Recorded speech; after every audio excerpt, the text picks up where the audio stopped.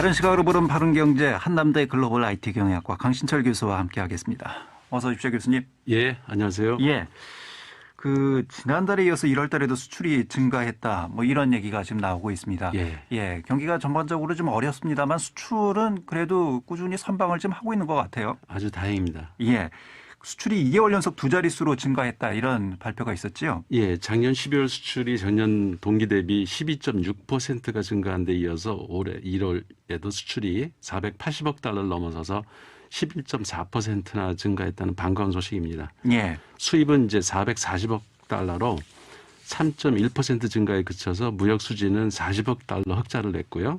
무역 수지가 9개월째 지금 흑자 행진을 하고 있습니다. 예. 산업별로도 좀 차이가 있죠. 네. 코로나로 직격탄을 맞은 작년 수출이 그러니까 4월에 마이너스 25.6%까지 곤두박질 쳤다가 서서히 회복을 해서 지난해 11월부터 이제 플러스로 돌아섰는데요. 이후 3개 연속 수출이 증가하고 있고 3개월 소위 반도체, 전자통신 그리고 이제 바이오 헬스 등 효자 종목들이 그 어려운 시기를 벗어나는데 버팀목이 좀 대줬고 이달에도 수출 중과세를 계속 이끌고 있습니다. 3개 종목이. 다행히 이제 지난달부터 우리나라 주력 수출 15개 품목 가운데 12개가 증가세로 돌아섰습니다. 예. 그중 이제 절반이 그 6개 품목이 반도체, 컴퓨터, 디스플레이 등 IT 관련 품목인데요.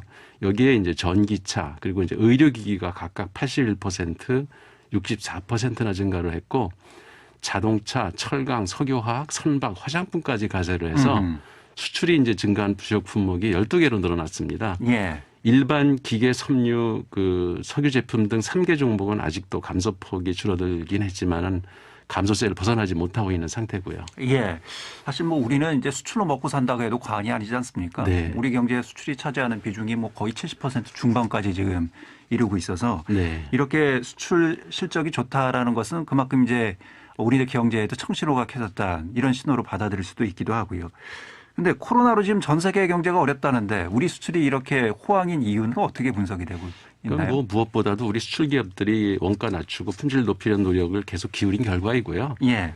달러 환율이 작년에 낮았던 것도 수출이 증가하는 데 크게 기여를 했고 특히 수출 단가가 6개월 연속 증가하고 있거든요. 예. 그래서 이달에는 수출 단가가 29.9%나 상승을 해서 45개월 만에 이제 최고치를 경신했습니다. 그러니까 이런 것들이 그 수출 호조를 보이는데 큰 역할을 기여를 했던 걸로 알려지고 있습니다. 예. 우리나라 제품의 그만큼 이제 국제 경쟁력이 높아지고 있다. 그렇죠. 이렇게 봐야 될 것 같기도 하고요.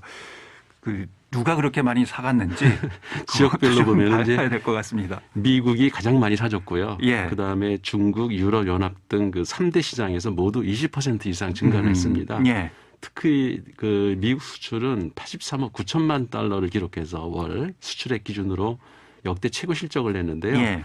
대형 선박을 비롯한 반도체, 자동차 등 주력 품목이 수출 호조를 보인 덕분입니다. 예. 이거는 살펴봐야 될 부분이 지나치게 이제 중국하고 미국에 편중돼 있어서 네. 수출 다변화 차원에서 좀 시장을 더 많이 개척해야 되는 것이 아닌가 이런 숙제도 분명히 있는 것 같습니다. 맞습니다. 여러분. 예. 올해 수출 전망은 지금 어떻게 하고 있습니까? 글쎄 이변이 없는 한 수출 총액은 계속 증가할 것으로 예상되지만은 수출 증가율은 기저효과가 있기 때문에 2, 3월에는 아마 두 자릿수 유지하기가 쉽지는 않을 것 같습니다. 예. 작년에는 2월이 플러스였거든요. 그래서 올해 웬만하지 않으면 두 자릿수 증가까지는 어려울 것 같지만 기저효과 때문에요. 그렇죠.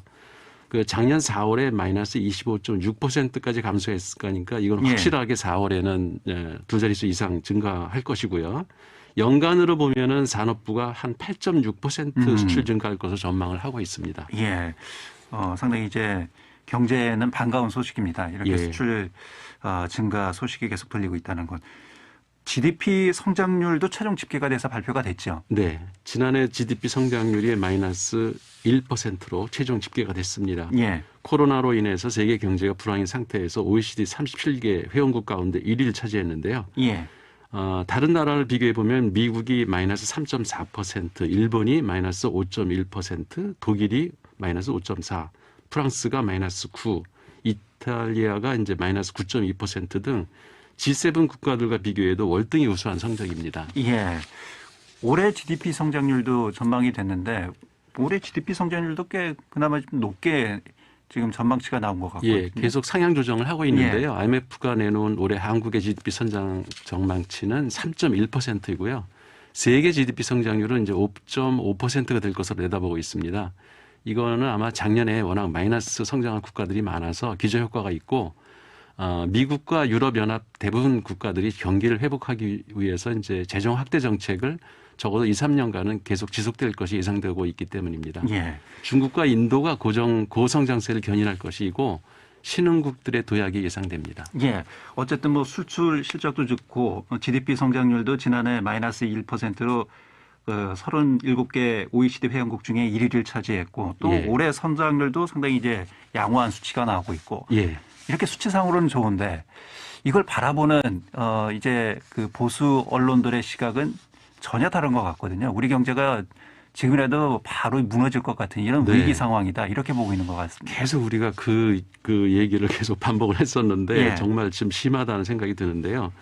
그 코로나 팬데믹 상황에서도 한국 경제 성적이 가장 좋았다고 외국 경제 분석 기관들은 계속 칭찬을 하는데 오직 우리나라 보수 언론들만 경제 성적이 형편없다 이렇게 깎아내리려고 혈안이 되어 있습니다. 예. 그 기사 제목만 봐도 악의성이 드러나는데요. 한 가지 예를 들면 연합뉴스 기사를 봤는데 수출에 기댄 불안한 경기 반등, 민간 소비는 코로나 이전에 93%라고 이제 기사 제목을 뽑았습니다.